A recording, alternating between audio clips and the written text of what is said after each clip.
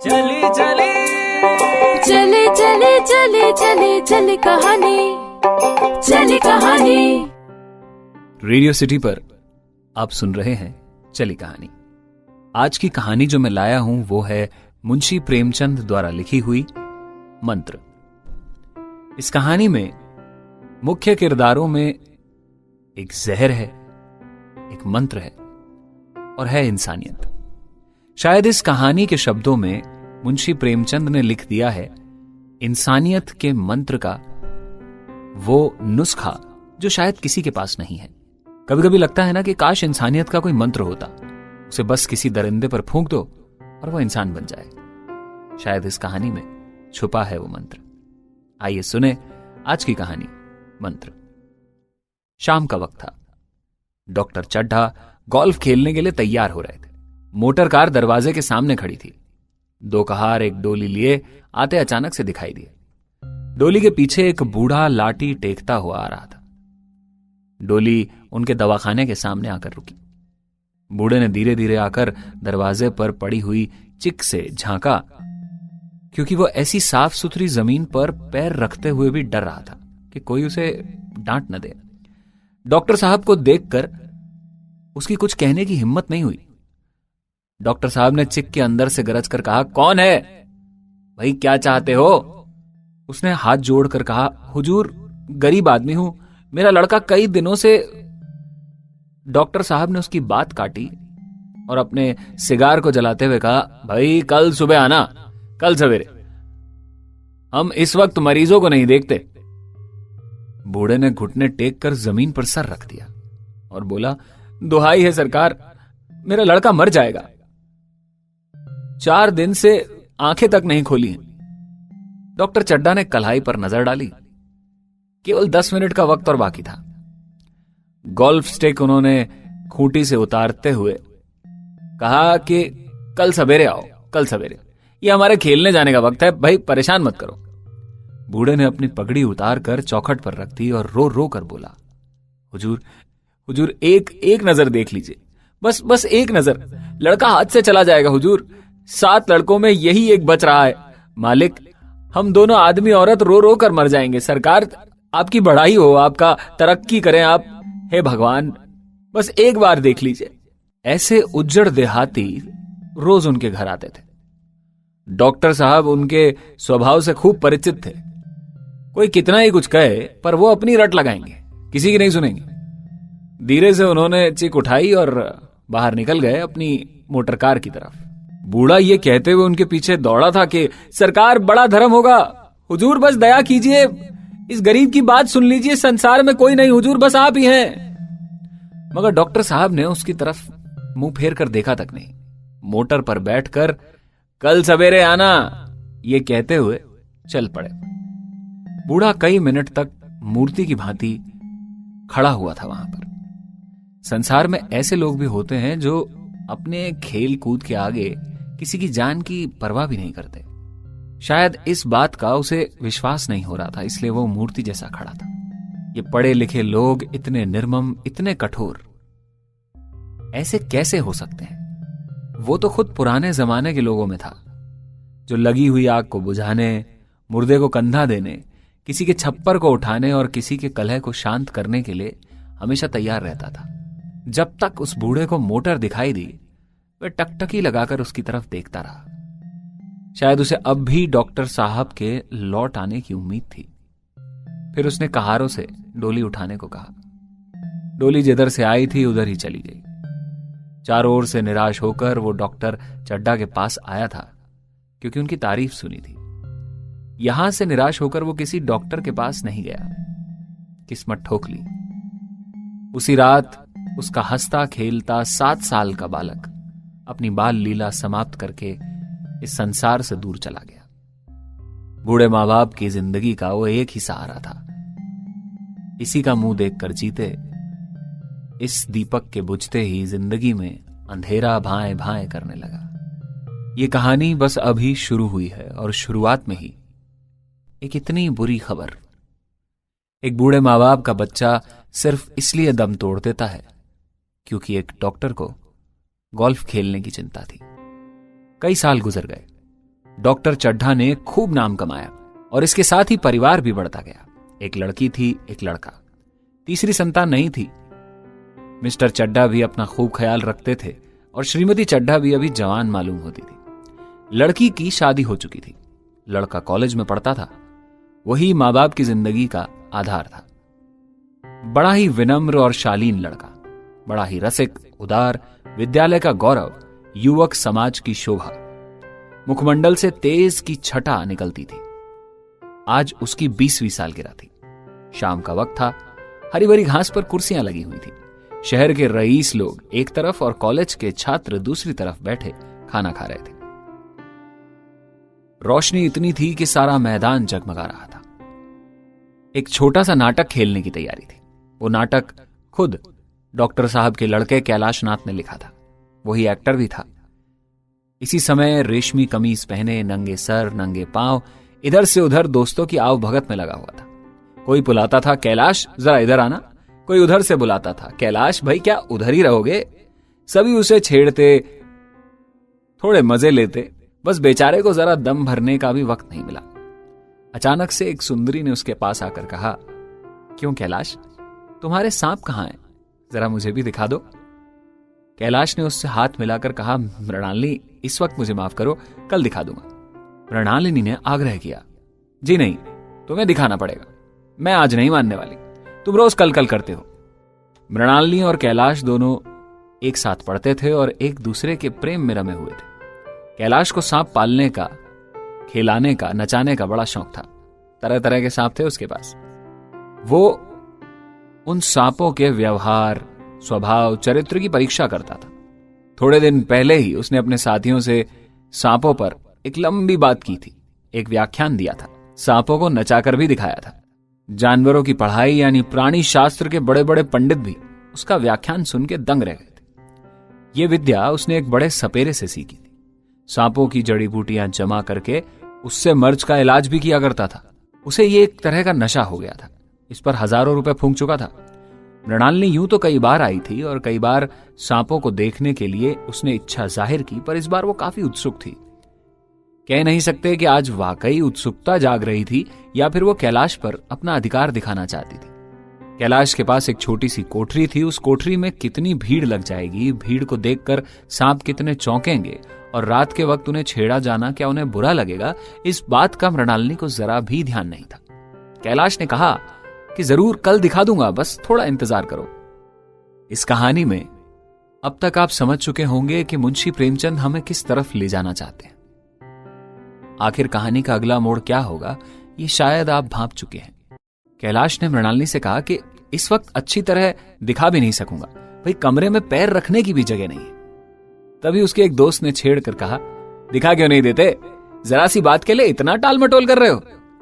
मृणालिनी बिल्कुल मत मानना, देखते हैं कैसे नहीं दिखाता। दूसरे दोस्त ने और कहा, मृणालिनी इतनी सीधी और भोली हो तुम कि क्या कहूं, वरना इतनी खूबसूरत सुंदरी अगर मुझसे कहती तो बात बिगड़ सकती थी। तीसरे ने कहा, अजी सीधी नहीं होती तो बोलना छोड़ देती, भला ये भी कोई बात है। इस पर दावा है कि मृणालिनी के लिए साहब जान भी हाजिर करते हैं। मृणालिनी ने देखा कि सब लोग उसे चने के झाड़ पर चढ़ा रहे हैं, तो बोली, आप लोग मेरी वकालत मत कीजिए, मैं खुद अपनी वकालत कर लूंगी और मुझे इस वक्त सांपों का तमाशा नहीं देखना। चलो छुट्टी हुई। इस पर दोस्तों ने मजाक उड़ाना शुरू कर दिया। एक साहब बोले, देखना तो आप सब कुछ चाहती हैं, पर ये दिखाएं तो। कैलाश को मृणालिनी के चेहरे पर वो गुस्सा साफ नजर आ गया था। इस वक्त उसका इनकार करना वाकई मृणालिनी को बुरा लगा। जैसे ही खाना खत्म हुआ और नाच गाना शुरू होते ही उसने मृणालिनी और अपने दोस्तों को सांप के दड़वे के सामने ले जाकर अपनी बातें बताना शुरू कर दिया। उसने कहा, आओ देखो, मैं दिखाता हूं तुम्हें सांप। फिर एक एक करके खाना खोलना और एक एक सांप को निकालना शुरू किया। वाह क्या कमाल था। ऐसा लगता था कि हर सांप उसकी एक एक बात, उसका मन, उसका स्वभाव सब समझता है।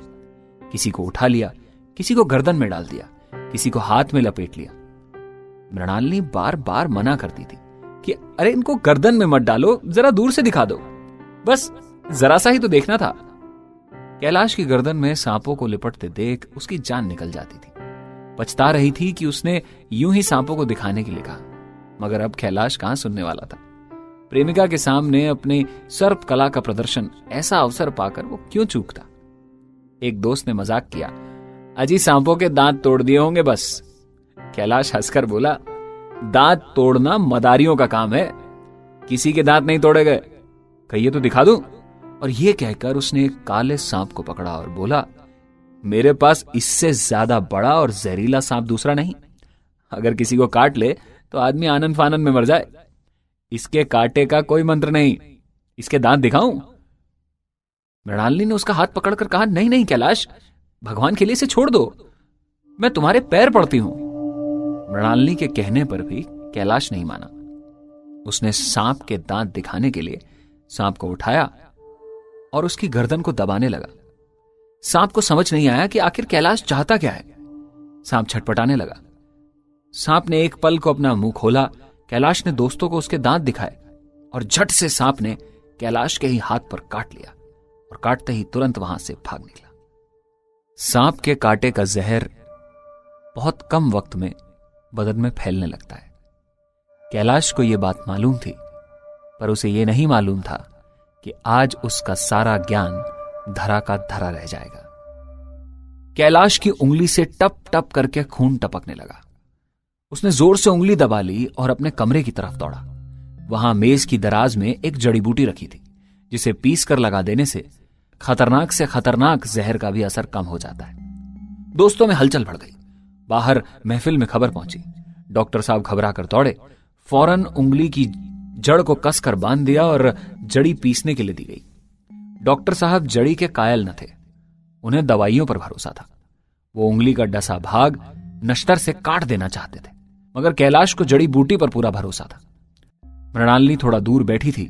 यह खबर सुनते ही दौड़ी और कैलाश की उंगली से टपकते हुए खून को रुमाल से पोंछने लगी। जड़ी बूटी पीसी जाने लगी, पर उसी 1 मिनट में कैलाश की आंखें झपकने लगी। होठों पर पीलापन दौड़ने लगा, यहां तक कि वो खड़ा भी नहीं रह सकता था। फर्श पर बैठ गया। सारे मेहमान कमरे में जमा हो गए। कोई कुछ कहता, कोई कुछ। इतने में जड़ी बूटी पीस कर लाई गई। मृणालिनी ने उसे उंगली पर लेप किया। 1 मिनट और बीता। कैलाश की आंखें बंद हो गई। वो लेट गया। हाथ से पंखा जलने का इशारा किया। मां ने दौड़कर उसका सर अपनी गोद में रख लिया और बिजली का टेबल फैन लगा दिया। डॉक्टर साहब ने झुककर पूछा, भाई कैलाश, तबीयत कैसी है? कैलाश ने धीरे से हाथ उठा दिया, पर कुछ बोल न सका। मृणालिनी ने डरते हुए पूछा, क्या जड़ी बूटी असर करेगी? डॉक्टर साहब ने सर पकड़कर कहा, क्या बताऊं, मैं तो इसकी बातों में आ गया। अब तक तो नश्तर से ज्यादा फायदा हो जाता। आधे घंटे तक यही हाल रहा। कैलाश की दशा हर पल बिगड़ती जा रही थी, यहां तक कि उसकी आंखें पतरा गई, हाथ पांव ठंडे पड़ने लगे, चेहरे का तेज कम हो रहा था, नाड़ी का पता नहीं था। मौत के सारे लक्षण दिखाई देने लगे थे। घर में कोहराम मच गया। मृणालिनी एक तरफ सर पीटने लगी। मां अलग पछाड़े खाने लगी। डॉक्टर चड्डा को उनके दोस्तों ने पकड़ लिया, नहीं तो वो नश्तर अपनी गर्दन पर मार लेते। तभी एक शख्स बोले, कोई मंत्र झाड़ने वाला मिले तो कोशिश की जा सकती है कि जान बच जाए। एक और साहब ने इसका समर्थन किया और बोले, साहब, कब्र में पड़ी हुई लाशें जिंदा हो जाती हैं, ऐसे ऐसे कमाल देखे हैं मैंने। डॉक्टर साहब रोते रोते बोले, बार बार समझाता रहा कि बेटा सांप मत पालो, मगर कौन सुनता है। अजी बुलाइए, किसी झाड़ फूक करने वाले को बुलाइए, मेरा सब कुछ ले ले, मेरी सारी जायदाद उसके पैरों पे रख दूं, लंगोटी बांध कर घर से निकल जाऊंगा, मगर मेरा कैलाश, मेरे प्यारे कैलाश, उठ जा बेटा, भगवान के लिए किसी को बुला दो किसी को। वक्त करवट लेता है, वक्त का पहिया घूमता है। आज वक्त का पहिया घूमकर फिर उसी जगह आ खड़ा था जहां से कई साल पहले यह वक्त गुजरा था। शहर से कई मील दूर एक छोटे से घर में एक बूढ़ा बुढ़िया अंगीठी के सामने बैठे जाड़े की रात काट रहे थे। बूढ़ा नारियल पीता था और बीच बीच में खांस दिया करता। बुढ़िया दोनों घुटनियों में सर डाले आग की तरफ ताक रही थी। घर में ना चारपाई थी ना बिछौना। एक किनारे थोड़ी सी पुआल पड़ी हुई थी। इस कोठरी में एक चूल्हा था। बुढ़िया दिन भर उपले और सूखी लकड़ियां बटोरती थी। बूढ़ा रस्सी बटकर बाजार में बेच आता था। यह उनका जीने का तरीका था। उन्हें न किसी ने रोते देखा था न हंसते। उनका सारा वक्त जिंदा रहने में कट रहा था बस। मौत दरवाजे पे खड़ी थी। रोने या हंसने की कहां फुर्सत। बुढ़िया ने पूछा, कल क्या काम करोगे? बूढ़ा बोला, जाकर झगड़ू साहू से 10 सेर सन उधार लाऊंगा। उसके पहले के पैसे तो दिए ही नहीं, उधार क्यों देगा भला? अरे ना देगा तो ना सही, घास तो कहीं नहीं गई, दोपहर तक क्या 2 आने की घास न काटूंगा। इतने में एक आदमी दरवाजे पर आया और आवाज दी, भगत भगत, भाई सो गए क्या? अरे जरा दरवाजा खोलो। भगत ने उठकर दरवाजा खोला। एक आदमी ने अंदर आकर कहा, कुछ सुना? वो डॉक्टर चड्डा बाबू के लड़के को सांप ने काट लिया। भगत ने चौंक कर कहा, चड्डा बाबू के लड़के को? वही चड्डा बाबू ना जो छावनी में बंगले में रहते हैं? अरे हाँ हाँ वही, शहर में हल्ला मचा हुआ है, जाते हो तो जाओ, थोड़ा उनकी मदद कर दो। बूढ़े ने कठोर भाव से सर हिलाकर कहा, नहीं मैं नहीं जाता, मेरी बला जाए, वही चड्डा है, खूब जानता हूं, अपने भैया को लेकर उसी के पास गया था, खेलने जा रहा था, पैरों पर गिरा मैं, पर एक नजर ना देखा, सीधे मुंह बात तक नहीं की थी। भगवान तब बैठे सब सुन रहे थे। अब पता पड़ेगा कि बेटे का गम कैसा होता है। अजी भगवान बड़ा कारसाज है। उस बकत मेरी आंख से आंसू निकल पड़े थे, पर उसको दया नहीं आई। मैं तो उसके दरवाजे पर था तो भी पूछा नहीं। उस आदमी ने कहा कि भाई नहीं जाओगे? भाई हमने तो जो सुना तुम्हें बता दिया, मत जाओ। बूढ़े ने कहा, अजी अच्छा किया, कलेजा ठंडा हो गया मेरा, आंखें ठंडी हो गई, लड़का भी ठंडा हो गया होगा, तुम जाओ, चैन की नींद सो जाओ। भगत ने भी सोने की खूब कोशिश की, पर नींद नहीं आई। देर रात उठकर घर से बाहर आया। भगत लाठी खटखट करता लपका चला जाता था। बुढ़िया ने पूछा, कहां जा रहे हो? तो बिना बताए बस निकल आया। उसका मन रोकता था, पर दिल कहता था, चल थोड़ा और आगे चल। आधा रास्ता निकल जाने के बाद वो अचानक से रुक गया। सोचने लगा कि मैं यूं ही दूर चला आया, इस सर्दी में मुझे क्या मरने की पड़ी है, आराम से सोता, नींद नहीं आती तो ना सही 2-4 भजन गा लेता, जाने क्यों इतना दूर आया। चड्ढा का लड़का मरे या ना मरे मेरी बला से, मेरे साथ उन्होंने ऐसा सलूक किया था, मैं उनके लिए क्यों मरूं? दुनिया में हजारों मरते हैं साहब, हजारों जीते हैं, मुझे किसी के मरने जीने से क्या मतलब। मगर उसके दिल ने एक दूसरा रूप धारण किया और बोला कि वो झाड़ फूक करने थोड़ी जा रहा है, वो तो बस दूर से देखेगा कि लोग क्या कर रहे हैं। डॉक्टर साहब का रोना पीटना देखेगा, किस तरह से सर पीटते हैं, किस तरह से पछाड़े खाते हैं। वो लोग तो पढ़े लिखे हैं, सब कर जाते होंगे। इसी तरह से अपने मन को बहलाकर वो आगे बढ़ा। इतने में 2 आदमी आते दिखे, दोनों बातें कर रहे थे। चड्डा बाबू का घर उजड़ गया साहब, वही तो एक लड़का था। भगत के कान में ये आवाज पड़ी। उसकी चाल अचानक से और तेज हो गई, थकान के मारे पांव नहीं उठते थे। इस तरह से वो कोई 10 मिनट चला होगा कि डॉक्टर का बंगला नजर आया। बिजली की बत्तियां जल रही थी, मगर सन्नाटा छाया हुआ था, रोने पीटने की आवाजें भी नहीं थी। भगत का कलेजा धक धक कर रहा था, कहीं मुझे आते हुए देर तो नहीं हो गई। वो दौड़ने लगा। अपनी उम्र में वो इतना तेज कभी नहीं दौड़ा था जितना आज दौड़ा। बस यही मालूम होता था जैसे उसके पीछे मानो मौत दौड़ती आ रही हो।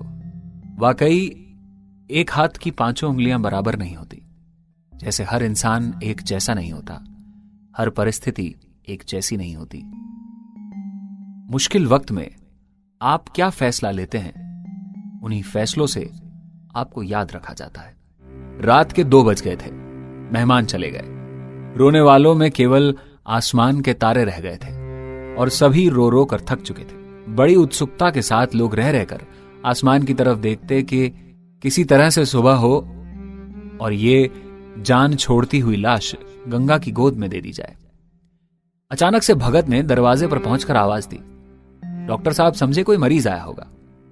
किसी और दिन उन्होंने उसको धुतकार दिया होता, मगर आज बाहर निकल आए। देखा एक बूढ़ा आदमी खड़ा है, कमर झुकी है, मुंह में दांत नहीं है, भवें सफेद हो गई थी, लकड़ी के सहारे कांप रहा था। बड़ी नम्रता से बोले, क्या है भाई, आज तो हमारे ऊपर ऐसी मुसीबत पड़ गई है कि कुछ कहते हुए नहीं बनता।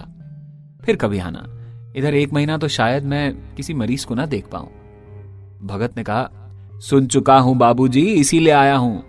कहां है भैया, जरा मुझे दिखा दीजिए। भगवान बड़ा कारसाज है, मुर्दे को भी जिंदा कर सकता है, कौन जाने अब भी दया आ जाए। चड्ढा ने दुखी होकर कहा, चलो देख लो, मगर 3-4 घंटे हो गए हैं, जो होना था वो शायद हो चुका। डॉक्टर साहब को आशा नहीं थी, पर बूढ़े पर दया आ गई। अंदर ले गए। भगत ने लाश को 1 मिनट तक देखा और मुस्कुराकर बोला, अरे अभी कुछ नहीं बिगड़ा बाबूजी, ये नारायण चाहेंगे तो आधे घंटे में भैया उठ बैठेंगे। आप तो यूं ही दिल छोटा कर रहे हैं, जरा कहारों से कहिए पानी भरे। कहारों ने पानी भर भर कर कैलाश को नहलाना शुरू किया कि पाइप बंद हो गया था। कहारों की संख्या ज्यादा नहीं थी, इसलिए मेहमानों ने आंगन के बाहर के कुएं से पानी भर भर कर कहारों को दिया। मृणालिनी कलासा लिए पानी ला रही थी। बूढ़ा भगत खड़ा मुस्कुरा मुस्कुरा कर मंत्र पढ़ रहा था, जैसे मानो विजय उसके सामने खड़ी हो। जब एक बार मंत्र समाप्त हो जाता, वो एक एक जड़ी कैलाश के सर पर डालते गए और न जाने कितनी बार भगत ने मंत्र फूका। आखिर जब उषा ने अपनी लाल लाल आंखें खोली तो कैलाश की भी लाल लाल आंखें खुल गई, उसी सवेरे के साथ। एक पल में उसने अंगड़ाई ली और पीने को पानी मांगा। डॉक्टर चड्ढा ने दौड़कर नारायणी को गले लगा लिया। नारायणी दौड़कर भगत के पैरों पर जा गिरी। मृणालिनी कैलाश के सामने आंखों में आंसू भरे पूछने लगी, अब तबीयत कैसी है कैलाश? एक पल में चारों तरफ खबर फैल गई। सारे दोस्त मुबारकबाद देने आने लगे। डॉक्टर साहब बड़े श्रद्धा भाव से हर एक के सामने भगत की तारीफें करने लगे। सभी लोग भगत के दर्शन के लिए उत्सुक थे, मगर अंदर जाकर देखा तो भगत का कुछ पता नहीं। नौकर ने कहा कि अभी तो यहां बैठा चिलम पी रहा था, हम लोग तंबाकू देने लगे तो वो ली नहीं, अपने पास से तंबाकू निकाल कर भरी। यहां तो भगत की चारों तरफ तलाश होने लगी। भगत लपका हुआ घर चला जा रहा था कि बुढ़िया के उठने से पहले पहुंच जाऊं, कहीं उठ गई तो जरा ताने देगी। जब मेहमान लोग चले गए तो डॉक्टर साहब ने नारायणी से कहा कि बुढ़ा न जाने कहां चला गया, एक चिलम तंबाकू का भी नहीं लिया किसी से। नारायणी बोली, मैंने तो सोचा था कि कोई बड़ी रकम दूंगी। डॉक्टर चड्ढा बोले, रात को मैंने नहीं पहचाना, पर जरा साफ होने पर पहचान गया। एक बार ये एक मरीज को लेकर आया था। मुझे अब याद आता है कि मैं खेलने जा रहा था और मरीज को देखने से इनकार कर दिया। अब उस दिन की बात याद करके मुझे ग्लानि हो रही है। मैं वो दुख नहीं दिखा सकता।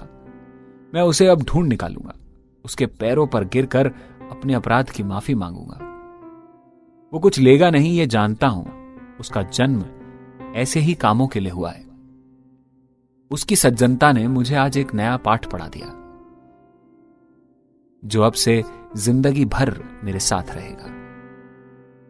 देखा आपने, निस्वार्थ भाव से लिया गया एक कदम आपको इंसानियत की तरफ बढ़ा देता है और आपके आसपास के लोगों में भी इंसानियत पैदा करने की ताकत रखता है।